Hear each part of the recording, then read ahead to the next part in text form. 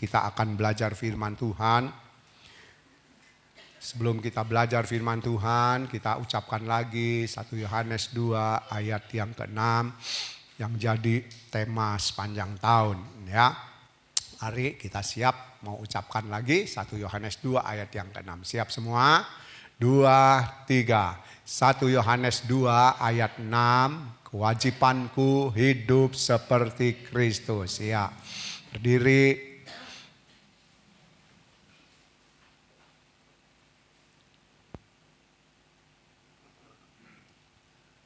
2, 3. Aku percaya Alkitab adalah firman Tuhan. Ketika aku membaca, mendengar, melakukannya, aku pasti berbahagia. Iya, puji Tuhan. Saudara, kita masih sedang belajar firman Tuhan. Ketika kita hidup di dalam hidup ini dan kita tahu bahwa hidup yang kita jalani adalah hidupnya Tuhan Yesus yang dititipkan pada kita. Makanya dari Galati pasal 2 ayat 20 itu dikatakan, hidupku bukan aku lagi, tetapi hidup yang aku jalani ini adalah hidupnya Tuhan. Nah, kita sudah belajar bahwa kalau kita hidup di dalam diri yang kita hidupi sekarang ini, di dalam tubuh ini adalah hidupnya Tuhan, maka karakter yang Tuhan miliki itu harus ada di dalam hidup kita. Dan dari Filipi pasal 4 ayat 8 ini ya, tidak usah dibaca, karakter yang ketiga yang dimiliki oleh Tuhan Yesus dari Filipi pasal 4 ayat 8 adalah hidup adil. Ya, hidup adil. Nah, saudara, kita akan sama-sama belajar adil. Adil yang dimaksud seperti apa? Ya, hidup dengan adil itu atau hidup adil itu yang dimaksud yang pertama tidak memihak. Ya, kita mau belajar bahwa memiliki hidup yang seperti Tuhan Yesus hidup, yaitu hidup dengan adil atau hidup adil, tidak memihak. Lalu kita lihat yang kedua, berpegang pada kebenaran. Ya, jadi berpegang pada kebenaran. Lalu yang ketiga, tidak sewenang-wenang atau tidak semaunya sendiri atau tidak seenaknya sendiri. Nah, saudara, inilah ya karakter daripada Tuhan Yesus yang harus kita miliki. Karena kita hidup hari-hari ini itu adalah hidupnya Tuhan yang ditaruh, yang dititipkan dalam hidup kita ya lewat salib, maka kita menerima hidupnya Tuhan itu. Sebab kita tahu tanpa salib semua manusia pasti mati, pasti binasa dan pasti masuk neraka. Nah, itu sebabnya kita bersyukur kita boleh memiliki hidup yang Tuhan titipkan di dalam hidup ini. Itu sebabnya kita mau belajar ya, poin yang pertama dari adil, bahwa tidak memihak. Nah, kita mau saudara belajar tidak memihak dari Yohanes pasal 8 ayat 6 sampai ayat yang ke-7. Ya, jadi saudara kita harus memiliki karakter Tuhan Yesus, yaitu hidup adil, tidak memihak. Yohanes pasal 8, saya minta tolong Marlin boleh baca lagi. Ya, Yohanes pasal 8 ayat 6 sampai ayatnya yang ke-7. Injil Yohanes ya, pasal 8 ayat 6 sampai ayatnya yang ke-7. Yohanes 8 ayat 6 sampai 7. Mereka mengatakan hal itu untuk mencobai dia, supaya mereka memperoleh sesuatu untuk menyalahkannya. Tetapi Yesus membungkuk lalu menulis dengan jarinya di tanah. Dan ketika mereka terus-menerus bertanya kepadanya, ia pun bangkit berdiri lalu berkata kepada mereka, "Barang siapa di antara kamu tidak berdosa, hendaklah ia yang pertama melemparkan batu kepada perempuan itu." Iya, saudara, kita lihat kisah ini ya terjadi di mana Tuhan Yesus didatangi oleh rombongan biasa. Musuh daripada Tuhan Yesus itu ahli Taurat dan orang Farisi.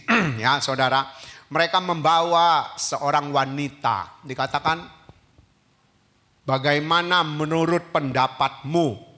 Sebab wanita ini kedapatan berzina. Ya, kalau ditulis di Alkitab dikatakan kedapatan berzina, tentu saja kita harus ngerti bahwa dia melakukan hubungan suami istri bukan dengan suaminya. Ya, bukan dengan pasangan sahnya atau pasangan resminya. Makanya disebut wanita ini kedapatan berzina. Bagaimana menurut kamu? Nah, saudara, kita lihat waktu Tuhan Yesus ditanya ya seperti itu, kalau saudara baca ya ayat-ayat yang ada sebelumnya dikatakan mereka bertanya ini untuk menjebak. Ya, mereka bertanya ini untuk mencari celah menyalahkan Tuhan Yesus ya. Kita lihat bahwa pertanyaan mereka, saudara, itu pertanyaan yang menjebak. Nah, kita lihat Tuhan Yesus di sini bersifat atau memiliki karakter yang adil. Ya, karakter yang adil. Makanya waktu mereka bertanya Tuhan Yesus tidak menjawab. Tapi Tuhan Yesus cuma nulis nggak tahu apa yang ditulis. Kita juga nggak ngerti apa yang ditulis oleh Tuhan Yesus di tanah itu. Mereka terus mendesaknya. Sampai saudara, karena Tuhan Yesus mendengar pertanyaan yang sama terus menerus yang disampaikan oleh ahli Taurat dan orang Farisi tentang bagaimana pendapatmu seorang yang berzina menurut hukum Musa, menurut Taurat. Saudara, kita tahu setiap orang yang berzina menurut Taurat harus mati dirajam. Ya, harus mati dirajam. Tidak bisa tidak. Tapi saudara, waktu itu Tuhan Yesus tidak menjawab, dia cuma nulis. Dan pada akhirnya kita sudah dengar pembacaan, Tuhan Yesus berkata kepada orang-orang yang ada waktu itu, siapa di antara kalian, ya ditunjuk, siapa di antara kalian yang tidak berdosa, silahkan lempar wanita ini pertama kali dengan batu. Jadi Tuhan Yesus cuma jawab, siapa di antara kalian yang tidak berdosa, silahkan lempar wanita ini dengan batu. Nah, saudara, ketika mereka mendengar jawaban itu, maka saudara, satu persatu dikatakan orang-orang itu ahli Taurat, orang Farisi yang meminta jawaban. Menurut hukum Musa, wanita yang kedapatan berzina harus diapakan? Itu pergi meninggalkan wanita ini. Sampai akhirnya saudara, Tuhan Yesus lihat wanita ini tinggal seorang diri, yang lain sudah tidak ada. Yang menuduh dia, yang membawa dia, yang menghadapkan dia kepada Tuhan Yesus supaya Tuhan Yesus mengambil tindakan. Ya saudara, sudah tidak ada. Saudara, kita lihat dari kejadian ini bukan Tuhan Yesus tidak adil. Bukan Tuhan Yesus memihak, ya. Memihak kepada wanita ini, enggak, dia tidak memihak. Karena tadi saya sudah singgung, dari peristiwa ini orang-orang Farisi dan ahli Taurat ini mempunyai tujuan yang lain, mempunyai tujuan yang ingin menjatuhkan Tuhan Yesus, yang ingin menjebak Tuhan Yesus dengan pertanyaan menurut hukum Musa apa yang harus kamu lakukan terhadap wanita yang kedapatan berzina. Ya. Jadi Tuhan Yesus tahu maksud dari orang-orang Farisi dan ahli Taurat. Makanya saudara, dia menjawab seperti itu. Kalau di antara kalian ada yang tidak berdosa, silahkan lempar wanita ini pertama dengan batu. Nah, saudara, kita lihat Tuhan Yesus tidak memihak kepada wanita yang berdosa. Ya, tetapi dia tahu sekali lagi orang Farisi dan ahli Taurat itu ingin menjebaknya lewat peristiwa wanita ini. Nah, saudara, ayat 11. Coba Marlin tolong baca ayat 11. Dari pasal yang sama, Yohanes pasal 8 tadi. Ayat 11. Yohanes 8 ayat 11. Jawabnya, tidak ada Tuhan. Lalu kata Yesus, aku pun tidak menghukum engkau. Pergilah dan jangan berbuat dosa lagi mulai dari sekarang. Saudara, jawaban ini ya saudara, ayat 10, lalu Tuhan Yesus bangkit berdiri dan berkata kepadanya, "Hai perempuan, di manakah mereka? Tidak adakah seorang yang menghukum engkau?" Saudara, jadi kita lihat sesudah orang-orang itu pergi, semua yang menuduh wanita ini atau yang membawa wanita ini kepada Tuhan Yesus supaya Tuhan Yesus memberi jawaban, sudah tidak ada semua. Maka saudara, ayat 11 jawabnya tidak ada. Ya, wanita ini ditanya oleh Tuhan Yesus, "Mana mereka yang ingin menghukum engkau?" Tidak ada, sudah pergi semua. Lalu kata Tuhan Yesus, "Aku pun tidak menghukum engkau. Pergilah dan jangan berbuat dosa lagi mulai dari sekarang." Saudara, ini loh. Jadi kita lihat Tuhan Yesus itu tidak memihak kepada wanita yang dituduh berzina, ya. Tetapi yang pertama, Tuhan Yesus tahu orang-orang Farisi ahli Taurat ini bertujuan untuk menjebaknya dengan bertanya menurut hukum Musa. Kemudian yang kedua dari ayat 11, saudara, kita lihat bahwa Tuhan Yesus berkata kepada wanita ini, "Aku pun tidak menghukum engkau, pergilah." Ayat itu berkata, "Dan jangan berbuat dosa lagi mulai dari sekarang." Ini loh keadilan. Ini yang namanya keadilan. Ya, keadilan itu tidak memihak. Ya, tidak memihak. Tuhan Yesus tidak memihak wanita ini, tapi dia lihat bahwa wanita ini dituduh berzina. Ya. Kemudian saudara, Tuhan Yesus memberikan kesempatan kepada wanita ini untuk berubah. Mulai dari sekarang, ayat ini berkata mulai dari sekarang, jangan berbuat dosa lagi. Saudara, ya, kita pun harus belajar. Kalau ada teman yang berbuat salah, saudara, kalau dia salah, kita tidak memihaknya. Ya, jangan mentang-mentang teman kita memihak. "Oh enggak, ini enggak salah." Enggak boleh. Ya, harus kita bilang, "Ya kamu salah, tapi kamu harus berubah." Ya, itu tindakan yang adil. Ya, sedang Tuhan Yesus yang adalah Tuhan, itu dia tidak menghukum wanita ini karena dia tahu wanita ini dituduh berzina oleh orang-orang Farisi dan ahli Taurat, dan Tuhan Yesus tidak mengetahui perbuatannya yang sebenarnya. Kemudian yang kedua, kita lihat Tuhan Yesus memberi dia kesempatan untuk berubah. Ya. Jadi kita lihat hidup adil itu berarti tidak memihak. Hidup adil itu bisa memberi kesempatan untuk orang berubah. Ya. Dari kisah ini kita belajar. Ayo kita tidak boleh memihak. Nah, sekarang yang kedua. Yang kedua, adil. Berarti berpegang kepada kebenaran. Ayatnya itu yang kita sering baca, Matius pasal 5 ayatnya yang ke-37. Matius pasal 5 ayatnya yang ke-37. Berpegang pada kebenaran. Kita dengar lagi pembacaannya. Ya. Matius pasal 5 ayatnya yang ke-37. Mari. Matius 5 ayat 37. Ya. Jika ya, hendaklah kamu katakan ya. Jika tidak, hendaklah kamu katakan tidak. Apa yang lebih daripada itu berasal dari si jahat. Iya, saya baca dari versi mudah dibaca. Pasal yang sama, pasal 5, kemudian ayatnya yang 37. Diterjemahkan seperti ini. Versi mudah dibaca. Jika yang kau maksudkan ya, katakan saja ya. Dan jika yang kau maksudkan tidak, katakan saja tidak.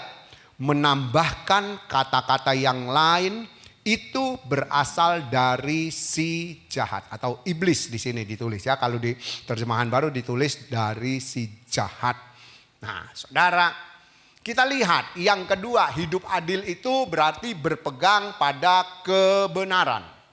Berpegang pada kebenaran. Ya, kalau tadi yang pertama tidak memihak. Nah, yang kedua berpegang pada kebenaran.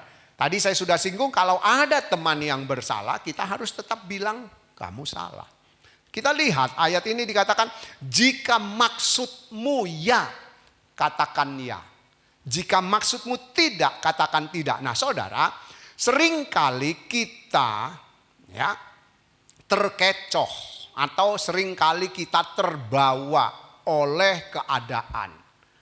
Ya, banyak orang dia sebenarnya tahu ini salah. Dia harus ngomong salah. Dia harus berani berkata salah. Tapi kalau sekitarnya lebih banyak ngomong ini tidak salah, padahal omongan tidak salah itu sudah tidak benar. Ya, dia sudah tahu. Misalnya saya aja, saya tahu ini salah, saya harus ngomong salah. Tapi semua saudara ngomong, enggak om, itu betul om, itu betul. Nah saudara, seringkali kondisi seperti ini, keadaan seperti ini, situasi seperti ini itu membuat saya bisa berubah. Harusnya saya bilang salah. Tapi karena saudara ngomong, enggak betul itu om, betul. Saya terus, ya wis betul. Ini loh, ini enggak boleh terjadi. Ini enggak boleh terjadi. Kalau salah tetap harus ngomong salah. Walaupun dalam tanda kutip kita seorang diri. Kita cuma satu ya yang berani berkata ini salah. Saudara, itu loh, itu yang harus kita tetap bisa berpegang kepada situasi seperti apapun. Ya, kita tahu Tuhan Yesus dia berkata salah kalau salah. Ya. Nah, kalau orang memiliki ya keadaan hidupnya adil, dia akan berani berpegang kepada kebenaran dan dia tetap akan berani melawan arus. Sebab firman Tuhan katakan kalau kita tahu itu salah kita ngomong benar atau betul. Maka saudara firman Tuhan katakan itu berasal dari si jahat. Itu berasal dari iblis. Kenapa? Karena kita kompromi dengan yang tidak benar. Ya, yang tidak benar. Suami istri boleh ngomong kalau suamimu salah. Tapi jangan ajak tukaran ya, ngomongnya harus dengan baik-baik. Istrinya salah, harus ngomong. Kalau mungkin situasi lagi memanas, tunggu. Tenono ya, tunggu waktunya. Ya, tunggu waktunya maksudnya reda, situasi jadi adem, situasi jadi baik, baru ngomong. Ya, baru ngomong. Gak apa-apa. Enggak apa-apa, itu yang namanya berpegang kepada kebenaran harus berani ngomong salah kalau salah. Jangan malah katut. Ya, jadi bersifat adil atau berpendirian adil, hidup adil itu yang kedua berpegang pada kebenaran. Saudara, saya tiba-tiba ingat. Kalau saudara baca di dalam Kisah Para Rasul pasal yang kelima, ada suami istri namanya Ananias Safira. Ya, Ananias Safira. Mereka hidup di zaman rasul-rasul, zaman gereja mula-mula, ya. Dan mereka hidup seperti apa yang diajarkan oleh rasul-rasul. Kalau waktu itu orang-orang yang percaya Tuhan Yesus, ya, hidup mereka seperti Tuhan Yesus, makanya pada akhirnya di Kisah Rasul pasal 16 kalau nggak salah mereka disebut Kristen. Karena cara hidup mereka seperti Tuhan Yesus. Nah, mereka sudah bersepakat atau mempunyai satu komitmen kalau mereka menjual milik mereka, apapun milik, yang namanya milik itu apapun. Bisa kalau dulu ternak sama tanah ya kan, belum ada mobil ya, ternak sama tanah. Saudara, maka hasil penjualan itu pada zaman gereja mula-mula itu, pada zaman rasul-rasul itu hasilnya semua diberikan atau dipersembahkan kepada rasul, bukan diambil rasul ya, bukan diambil sama rasul-rasul, tapi dipakai untuk pelayanan. Ananias Safira, mereka menjual tanah, sebidang tanah tidak ditulis harganya berapa, tapi saudara mereka bersepakat bohong. Nah ini loh, mereka nggak berpegang pada kebenaran, padahal mereka tahu, Ananias tahu, Safira tahu, tapi mereka tidak berpegang pada kebenaran. Apa yang terjadi? Mati semua. Nah, jadi hidup adil itu saudara yang kedua, pegang kebenaran. Apapun yang terjadi saudara, kita lihat karakter Tuhan Yesus, apapun yang terjadi pokoknya kebenaran yang dilakukan oleh Tuhan Yesus. Ya, jadi kita saudara harus memiliki hidup adil ini. Yang kedua, berpegang pada kebenaran. Ada satu lagi tadi kita sudah tulis, yang ketiga. Tidak sewenang-wenang atau tidak seenaknya, tidak semaunya. Jadi adil itu ya tidak sewenang-wenang, tidak seenaknya, tidak semaunya ya. Sekarang kita lihat ada kisah. Nah, ini kisah kita lihat dari salah satu manusia yang ada yang ditulis oleh Alkitab ya. Jadi saudara, kita harus tahu bahwa hidup adil berarti tidak memihak. Hidup adil berarti berpegang pada kebenaran. Dan yang terakhir, hidup adil tidak sewenang-wenang. Yuk kita dengar pembacaan 1 Raja-Raja pasal 3 ayat 24 dan ayatnya yang ke-25. 1 Raja-Raja. 1 Raja-Raja 3 ayat 24 sampai 25. Ya. Sesudah itu raja berkata, "Ambilkan aku pedang." Lalu dibawalah pedang ke depan raja. Ya. Kata raja, "Penggalah anak yang hidup itu menjadi 2 dan berikanlah setengah kepada yang satu dan setengah lagi kepada yang lain." Nah, saudara, dikatakan kalau saudara baca mulai ayat 16 ya, ini kisah terjadi antara 2 wanita sundal. Ya, saudara. Itu Alkitab tulis seperti itu. Kita nggak bisa ngomong yang lain. Jadi kisah ini terjadi, ayat 16 katakan ada 2 orang wanita sundal, mereka melahirkan dalam waktu yang tidak terlalu jauh bedanya, dan mereka rupanya tinggal serumah. Nah, saudara, singkat cerita, wanita pertama melahirkan ya, kemudian berselang beberapa waktu wanita kedua juga melahirkan anak. Nah, saudara, mereka tinggal satu rumah. Saya tidak tahu apakah mereka juga satu kamar. Ya, karena saudara, Alkitab menulis waktu pagi-pagi wanita yang melahirkan belakangan, bukan lahir belakangan, yang melahirkan belakangan, lihat loh. Anaknya waktu diangkat mau disusuin, loh ini bukan anakku, terus kok anakku mati. Ya, anaknya mati. Jadi waktu dia mau nyusuin, mau dikasih ASI, anaknya mati. Maka saudara, kisah ini terjadi, laporanlah mereka kepada Raja Salomo. Nah, kemudian mereka dipanggil dua-dua. Panggil dua-dua, diadilin oleh Raja Salomo. Wow, geger saudara, tukaran.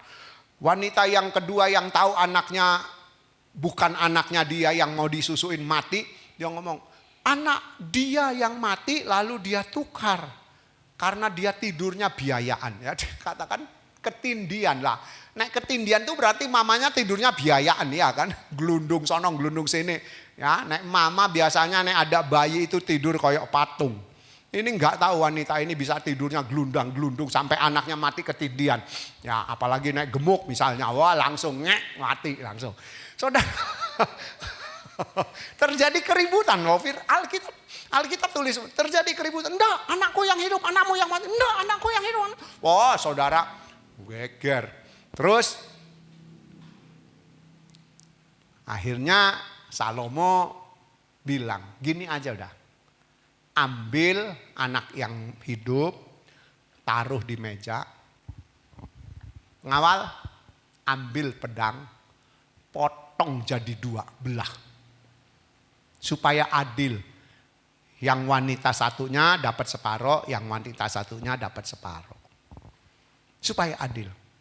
Dan saudara, waktu Salomo ngomong seperti itu, wanita yang anaknya hidup, ya. Memang kalau kita baca, kita perhatikan dari kisah ini, anak wanita yang hidup itu anak wanita yang nomor 2. Dia ngomong sama Raja Salomo, "Tuanku, jangan anak ini dipotong. Jangan. Biarlah anak ini kasih kepada dia. Supaya anak ini tetap hidup." Waktu Salomo mendengar seperti itu, dia perintahkan pengawal ambil anak ini kasih kepada wanita ini. Dialah ibunya yang asli. Nah, saudara, kisah ini terjadi kalau saudara baca pasal sebelumnya, Salomo itu berdoa, ya.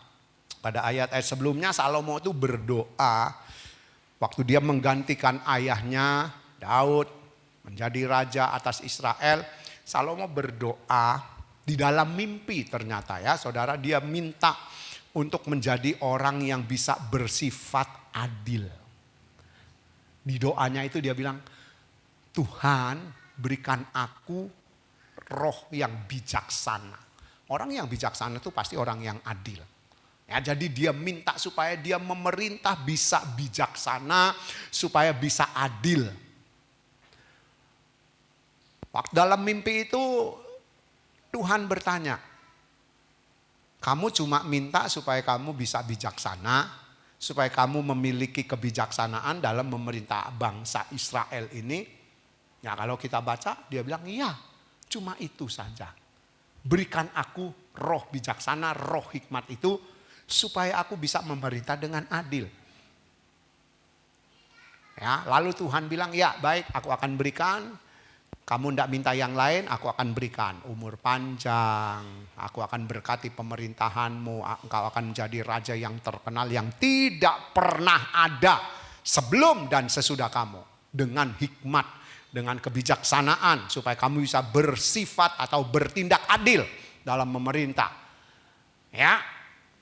Lalu ditambah lagi, itu semua akan engkau terima kalau engkau mentaati seluruh perintah firman Tuhan. Saudara bisa baca itu. Nah jadi saudara, kita lihat setelah Salomo mendapat roh hikmat, roh bijaksana untuk bertindak adil, inilah ujian pertama dia dan dia lulus.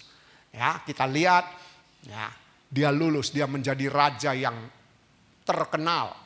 Tidak pernah ada raja di Israel yang seperti Salomo dalam hikmatnya, dalam kebijaksanaannya, dalam bertindak adilnya, tidak ada. Ya, itu yang ditulis oleh Alkitab. Nah, kita lihat tetapi ada embel-embel.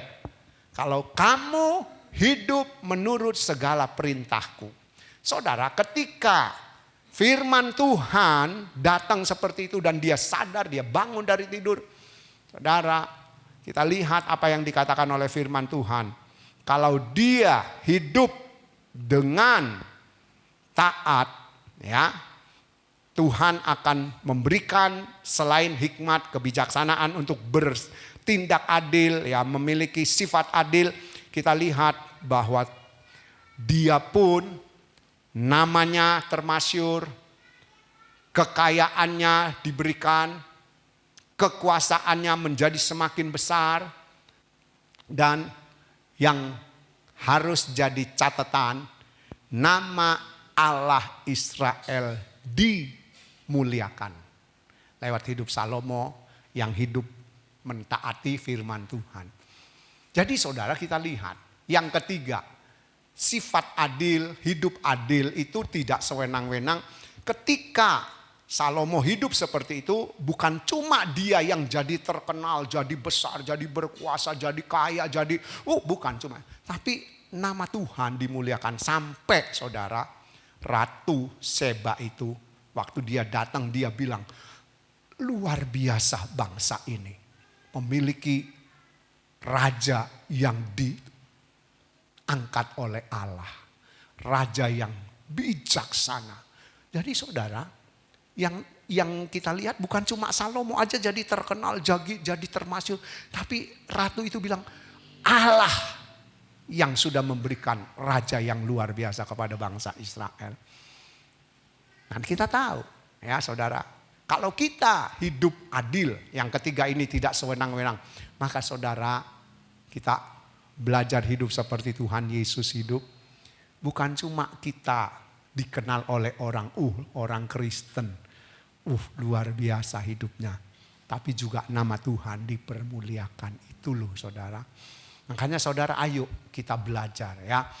Tidak bersifat adil itu berarti tidak memihak, berpegang pada kebenaran dan tidak seenaknya sendiri, tidak semaunya sendiri, tapi mau hidup seperti Tuhan Yesus hidup. Dan kita tahu dari 3 hal ini, sifat adil yang tadi kita lihat dari artinya, itu ada di dalam diri Tuhan Yesus. Ada di dalam diri Tuhan Yesus. Makanya ayo kita memiliki kewajiban hidup seperti Tuhan Yesus hidup.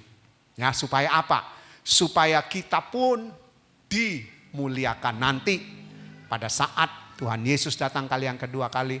Dia menjemput orang-orang yang hidup benar sesuai firman Tuhan.